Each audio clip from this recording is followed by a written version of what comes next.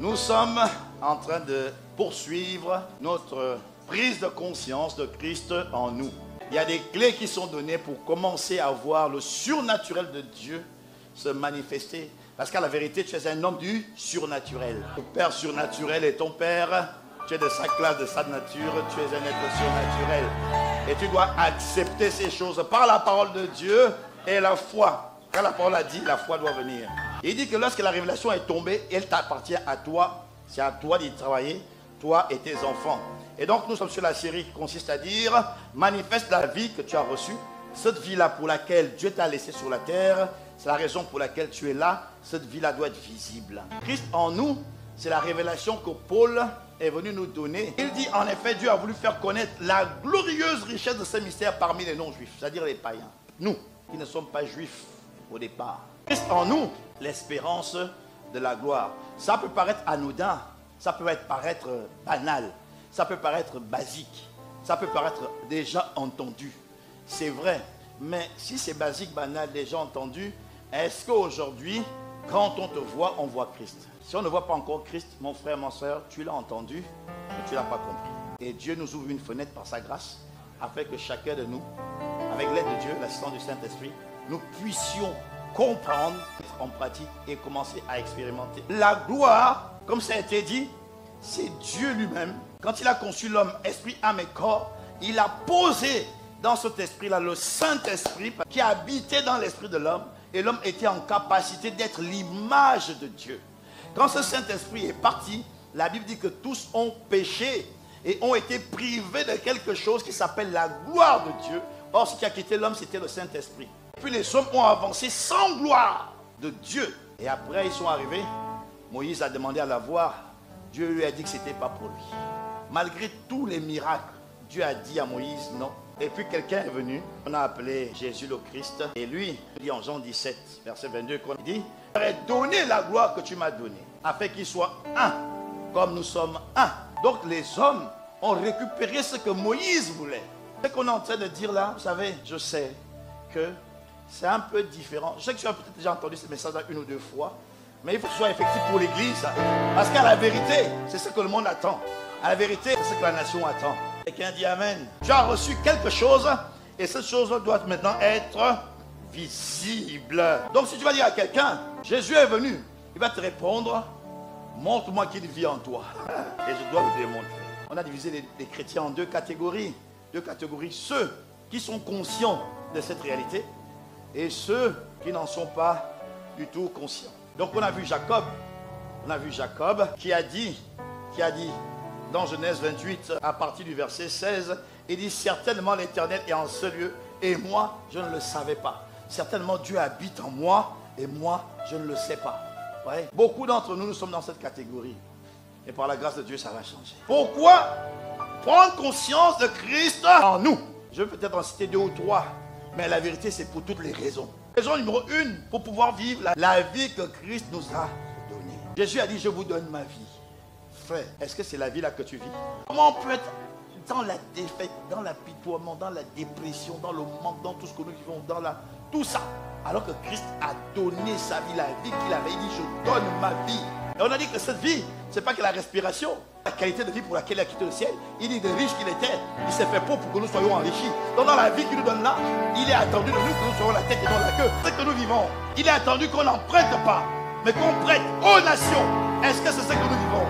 On ne vit pas la vie qu'il est venu donner. L'apôtre Yvan nous dit souvent que le futur n'est pas devant toi, il est en toi. Le potentiel d'une chose est dans la chose. Dieu a tout mis dans ton esprit. En toi, il y a tout ce qu'il faut. Ça doit sortir, c'est écrit. Mais le jour où le Christ, lui qui est votre vraie vie, se manifestera, il faut qu'il se manifeste au monde. Alors, votre véritable nature sera aussi manifestée. Donc on va dire, non, on croyait que tu étais un pauvre jeune homme. On croyait que tu n'étais qu'un gamin. Donc en fait, tu as le Christ en toi. C'est ça ta vraie nature. Bénis Dieu pour le leadership sur lequel on est. À ce Yvan, quand il a fait l'hôtel royal, ça n'a jamais été pour sa gloire. Il a juste dit, il faut que Dieu se souvienne de la francophonie. Alors Dieu a inspiré un projet, la cité royale. Mais la cité royale est finie, Dieu s'est glorifié. Mais conséquence, la notoriété, pasteur aussi, est montée. Ce qu'on dit, quand cet état se manifeste, Tu partages un peu. Changeons déjà les paradigmes. Quand on dit donner sa vie à Christ, on comprend. Mais toi, tu dois savoir ce que ça veut dire. Aucun de nous n'avait aucune vie à donner. Parce que tu poses des conditions en la donnant. Jésus, je te donne ma vie cette année. La vie que je t'ai donnée là. Si au 31, je ne suis pas ça, je n'ai pas ci, je n'ai pas ça, je reprends ma vie, je vais vivre ma vie. Maintenant, je te la donne. Fais attention. C'est pour ça que la plupart d'entre nous, on est dans la défaite. Parce qu'on a des exigences. On croit qu'on a rendu service à Jésus en lui donnant notre vie dont il avait besoin. Alors que c'est lui qui nous a donné sa vie. Quelle vie tu avais? Tout son péché, ils sont privés de la gloire de Dieu. Le salaire du péché, c'est la mort. Tu es un homme mort spirituellement. Tu donnes quelle vie à Jésus? Le langage dit donner sa vie. Autrement dit, je soumets ma volonté à la sienne. C'est ça qu'on dit donner sa vie. Mais dans les faits, c'est toi qui reçois la sienne. Et quand tu reçois la sienne, tu fais attention. Parce que ce n'est pas ta vie. Tu es reconnaissant parce que tu étais mort. Et on va te donner une vie. Tu étais pour l'enfer. On va t'amener au paradis. Tu étais pour la mort éternelle. On va te donner la vie éternelle. Même si on te donne le boulot d'enfant, le travail, même si tu finis misérable sur la terre, tu sais au moins que l'enfer c'est pas mon partage, c'est le ciel mon partage. Et donc tu es reconnaissant. Tu dis pour ce qu'il a déjà fait. Du coup, quand il te rien de prière, tu dis service, tu dis service. C'est sa vie que j'ai. Pourquoi manifester Christ en nous?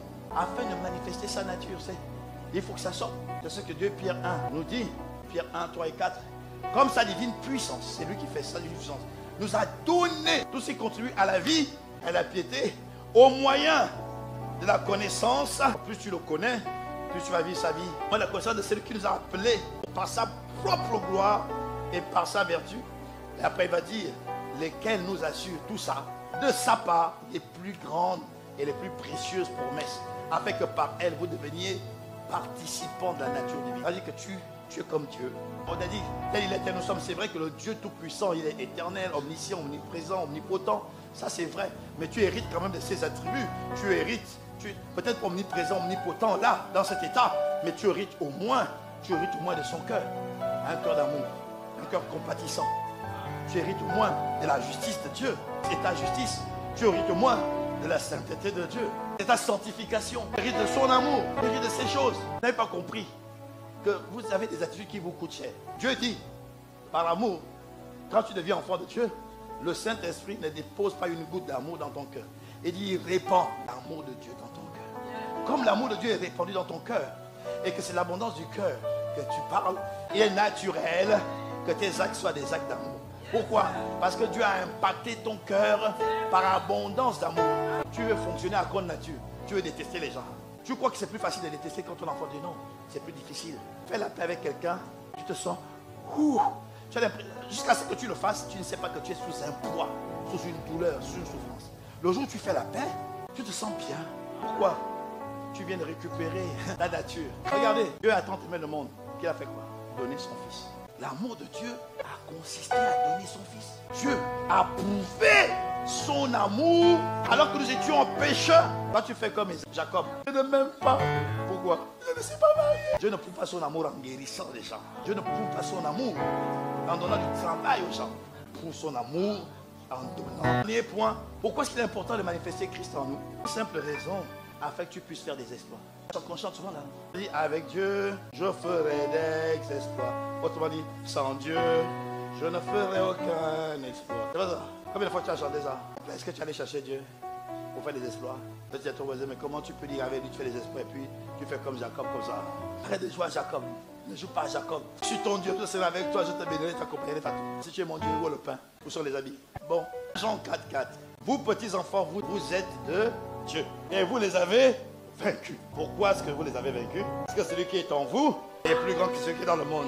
Dis à ton voisin maintenant, arrête d'avoir peur des sorciers qui sont dehors, de la grand-mère qui est dehors, du grand-père qui est dehors, d'avoir peur des mots, des oncles, des paroles qui sont dehors, parce que celui qui est en toi. En fait, ce qui amène la dépression, c'est ce que je dis au départ, c'est que si tu n'as pas cette vie en toi, en moi, qui sort de toi, parce que Jésus dit que les fleuves de vie vont sortir de toi, tu vas avoir une vie chrétienne extérieure. Ce sera des apparences. La richesse est ici. Dieu est ici. Jean 14, 11.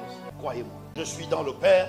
Le Père est en moi. Croyez au moins à cause des œuvres. En vérité, je vous le dis, celui qui croit en moi a aussi les œuvres que je fais. Ces paroles-là prennent un sens. Il en fera de plus grandes. Jésus, pourquoi tu dis ça? Mais parce que c'est pas moi qui fais ce que je fais. C'est le Père qui fait ce que je fais. Et comme le Père est en moi et que moi je suis en vous, donc le Père va faire en vous. Moi aussi je vais faire en vous. L'Esprit va faire en vous. Vous ferez de plus grandes choses. Nous avons dit qu'ici c'est du gravat. Nous avons dit qu'ici c'était de l'eau. Voilà.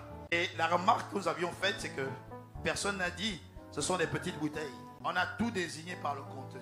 Donc que personne ne te dise tu es un homme, une femme, tu n'es rien. Parce que ce que tu transportes, c'est ce que tu es.